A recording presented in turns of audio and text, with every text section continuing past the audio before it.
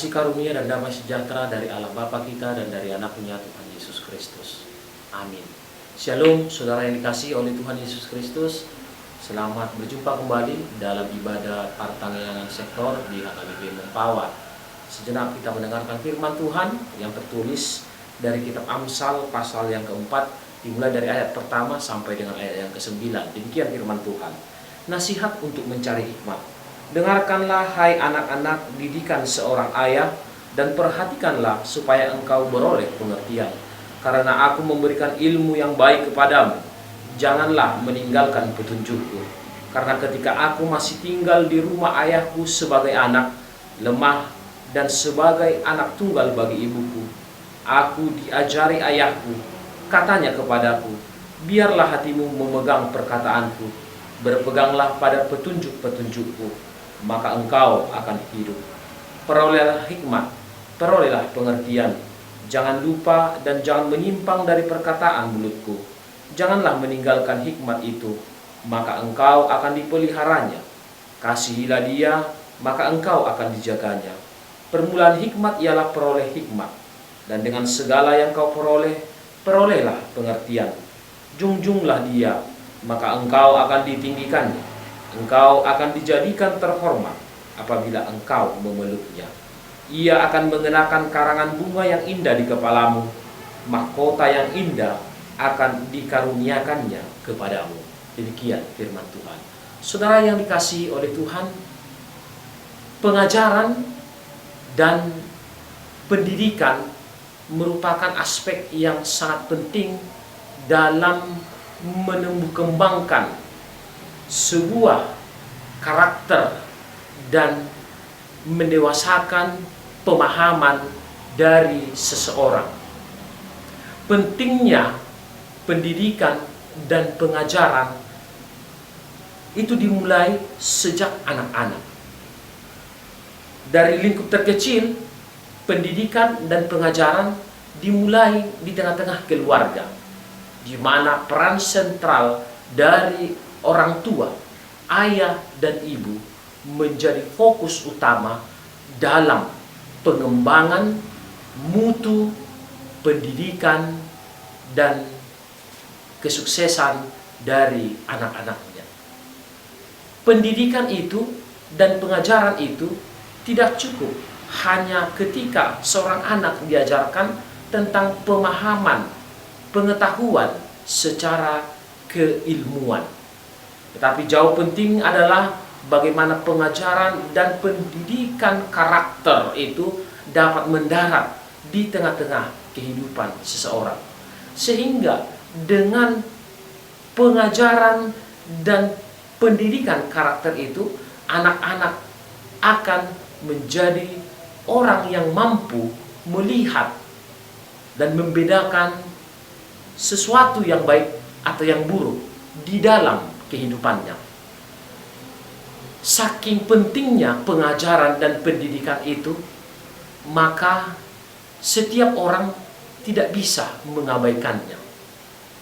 Bila pendidikan dan pengajaran tidak dianggap serius sejak mula dari pengembangan seorang anak, maka alhasil pada waktu dewasa anak-anak itu tentu akan tidak terarah dalam menjalani kehidupannya. Inilah yang sekarang kita perdengarkan melalui seorang pengajaran, seorang ayah yang memberi pengajaran kepada anggota keluarganya. Dalam hal ini adalah anak-anak. Orang tua atau ayah memberikan pengalaman kehidupan yang dulu dia dapatkan dari orang tuanya, dan itu kemudian dia sampaikan lagi kepada anak-anaknya. Pengajaran itu adalah pengajaran yang baik. Pendidikan itu adalah pendidikan karakter yang baik, yang berguna bagi seorang anak. Oleh sebab itu, seorang anak harus mampu untuk mendengar dan memahami maksud daripada orang tua itu. Mendengar dari sini maksudnya adalah bukan sekedar mendengar saja, Tetapi bagaimana ketika sebuah pengajaran yang dia terima, yang kita terima, mampu kita hayati dan aplikasikan di dalam kehidupan kita. Banyak orang mendengar tetapi tidak melakukannya. Tetapi mereka yang mendengar hendaklah melakukannya. Oleh Amsal Raja Salomo, dia menyatakan kepada kaum muda, kepada anak-anak, bak seorang ayah mengatakan sebuah petunjuk, nasihat dan didikan. Dengarkanlah hai anak-anak didikan seorang ayah. Didikan seorang ayah dalam hal ini adalah suatu pengalaman kehidupan yang mendisiplinkan anak supaya dia nanti kelak menjadi orang yang bijak di masa depan. Menjadi bijak di masa depan tidak cukup pintar secara IQ, tetapi harus cerdas secara emosional dan bahkan secara spiritual. Sehingga ketika seseorang pintar, cerdas secara intelektual, dan dibarengi dengan kecerdasan spiritual dan emosi, maka kelak seorang anak itu akan menjadi pribadi yang rendah hati dan berhasil di dalam hidupnya. Tetapi bagi mereka yang hanya cerdas di dalam intelektual, namun tidak dibarengi dengan pengajaran secara emosional dan secara spiritual, tidak akan berhasil di dalam kehidupannya. Bapak Ibu Saudara yang dikasihi Tuhan, maka pengertian dalam hal ini adalah hikmat menuntut kaum muda untuk semakin banyak mendengar dan belajar dari orang tua, dalam hal ini adalah ayah. Didikan itu akan membuat anak-anak menjadi pribadi yang bertumbuh, bukan hanya secara intelektual tetapi juga secara kerohanian. Maka tugas seorang anak adalah dia benar-benar memberikan waktunya untuk mendengarkan pengalaman, petunjuk, nasihat, arahan dari orang tuanya yang berguna itu untuk kebaikannya, supaya sesal kemudian tidak berguna bila tidak melakukannya.